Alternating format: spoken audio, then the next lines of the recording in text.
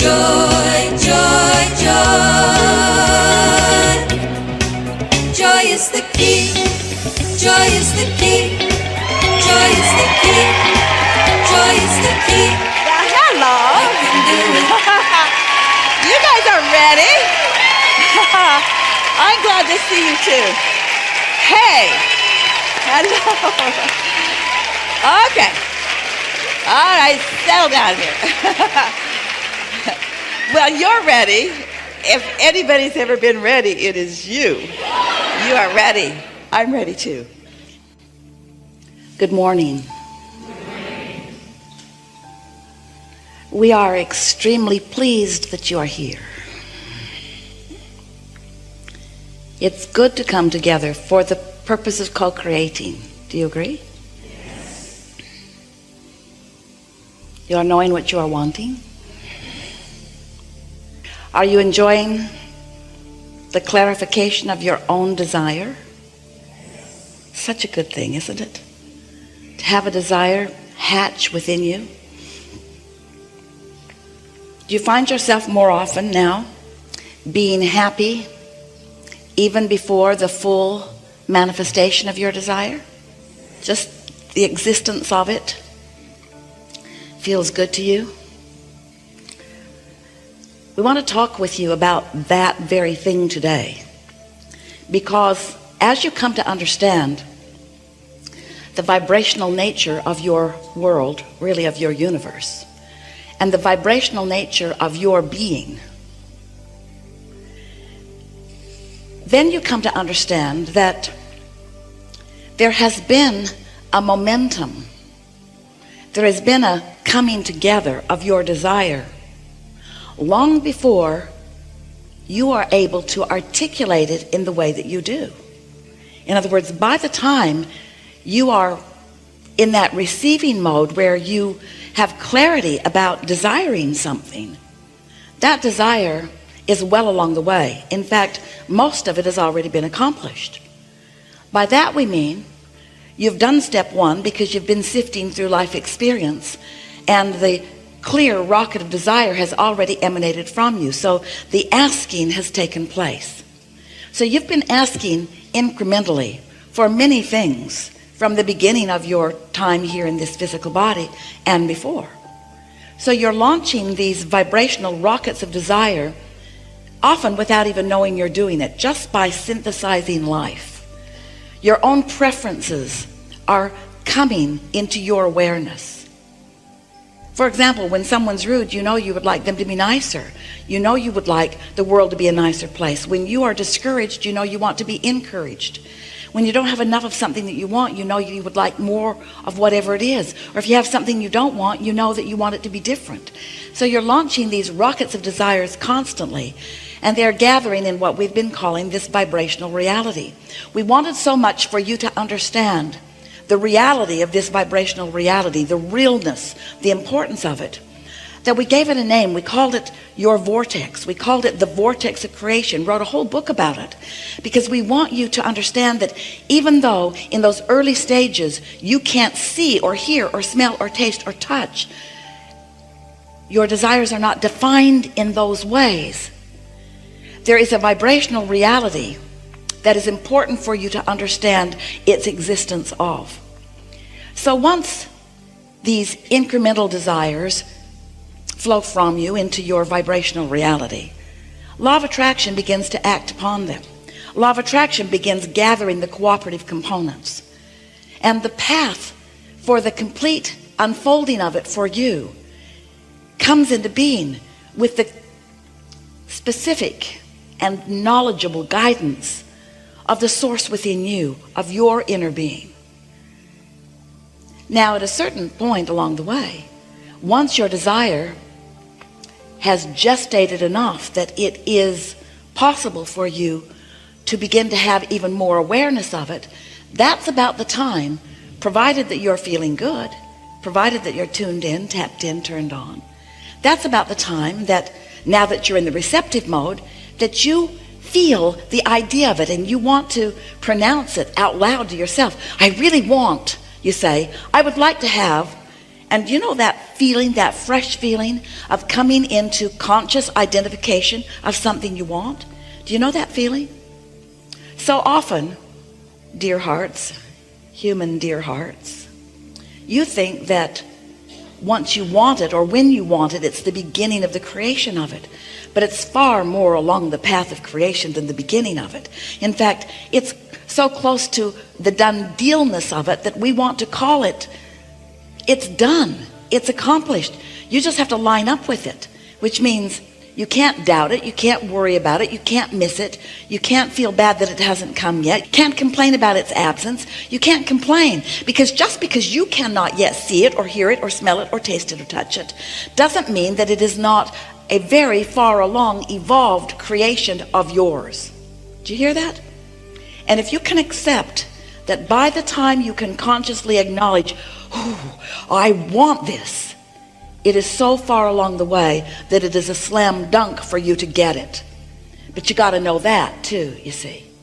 Every subject is two subjects, wanted and absence of it.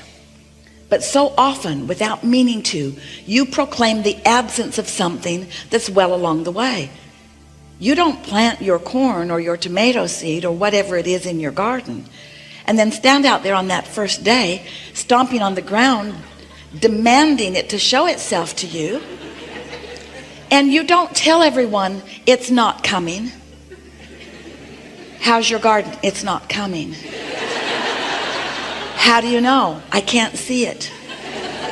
I can't see it or hear it or smell it or taste it or touch it. And therefore, I am here to pronounce it not coming. And we say, of course it's coming. No, it isn't. I can't see it. If it were coming, it would show itself to me. And we say, you got to give it an opportunity to become part of this physical reality. You have to give this time-space reality the opportunity to turn your thoughts to things. But if you're so busy looking for the thing, looking for the thing, looking for the thing, where is it? Where is it? Where is it? We've been very patient with you. Teasing you a little bit, the patience has been yours. As we're describing this vortex, any of you read the book? Any of you know about the vortex of creation? Any of you understand that there is a vibrational reality? You got so tired of hearing us talk about this vortex that you began saying, all right already, we get it. Just tell us, how do we get the money out of the vortex and into the bank? I accept there's a vibrational reality, but when does it come out and play with me? When do I get to take it home and live with it and sleep with it? When do I get to have the experience of it? And we say, we want you to accept the reality of it. And in the accepting of the reality of it, you've accepted the success of it. And in accepting the success, the isness of it, it must show itself more and more and more to you. But here's the most important thing that we want you to hear. The sweet spot of life, the fun that you came for, is that once the desire is consciously known by you, the fun you will have in allowing the universe to inspire you to the words and the timing so that you can witness the unfolding of your own creation. We know that you think that you want to just snap your fingers and have it be done, because you believe that if I had that, and if I had that, and if I had that, and if I had that, I would feel better. And we are not questioning whether you will feel good in the having of the things that you are dreaming about and hoping for and wanting. Of course you want those things, and of course they will be fun. Of course it will be satisfying. Of course it will increase your sense of worthiness as you allow more of them to manifest more fully in your experience. But we want to remind you, we promised you that we would. We want to remind you that what you're really reaching for is life showing you what you want, and the desire emanating from you, and then all of the resources of this resourceful universe coming into being in order to yield to you the precision of what you want, while you stand in ready, receptive mode, witnessing of the way your vibrations turn to thoughts and your thoughts turn to things, because you are the creator of your own experience. and there is nothing that you cannot be or do or have. Many of you have been listening to us for a while. We know that you have read some of the books and listened to us endlessly, and we know that you get it. We can feel that you understand that law of attraction is the manager of this universe, and that you get what you think about, whether you want it or not. And we are here really to practice with you that receptive mode, because step 1 is ask, and you can't stop doing that, and step 2 is answer, and source does that. And so your emphasis must be upon step 3, which is getting into the receptive mode, putting yourself in a place of allowing yourself to receive. A woman told us a story last week that she was visiting with someone in a meeting room, and she just, for no conscious reason, she just had an impulse to lean in as she was saying something. And as she did, the ceiling grate, metal grate, fell from the ceiling, and the pointed edge slammed into the back of the chair she was sitting in. And we said, that's sort of what we're getting at. Being tuned in so that you change lanes when it is appropriate, or you stop here when it is appropriate. In other words, you allow this broader viewpoint who knows where you stand in relationship to everything that matters to you, and who understands what the path of least resistance is for you from where you are right now to the next step of what you are wanting. The path of least resistance, meaning the path of the resistance that you've thrown on your trail. Your inner being lovingly acknowledging that you've put resistance in your way. You don't believe everything that you want, and you're not totally expecting everything that you want, but you're expecting it enough that it can lead to the next and the next and the next and the next and the next. And you don't want, you think you do, but you don't want. You think you do, but you don't want. You think you do, but you don't want. You think you do. You don't want to move directly and swiftly and specifically to every single thing you want. You think you do.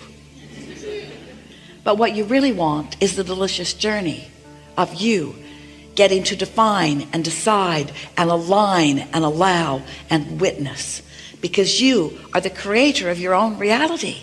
And what fun would it be? You didn't like it when your mother tried to create your reality, remember? Remember how annoying that was? You don't like it when other people tell you what to do or how to think or how to feel, do you? Because you are the creator of your own reality. And your beloved inner being will never boss you around.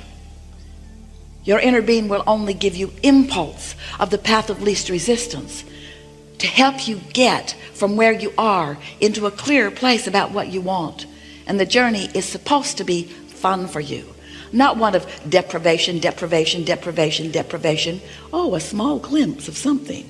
Deprivation, deprivation, deprivation, deprivation. Oh, another small hope for me. It's not like that at all. You have this specific guidance all day, every day, helping you move toward what you are wanting. But what you're really wanting is the movement toward what you are wanting. What you're really wanting is that feeling of alignment, that feeling of a oneness with that broader perspective. So now, we've said to you everything that you want to know and everything that matters to us that you do know. And it was fun telling you those things because we could feel your readiness to hear them, your onness about it. And so now we are eager to talk with you about anything that matters to you. There's nothing off limits. There's no non-physical agenda. There's just you, important you, each of you, and what you want and where you stand in relationship to it. And together we're going to choose among you the path of least resistance to assist all of you in getting to the understanding that you've come for. What a nice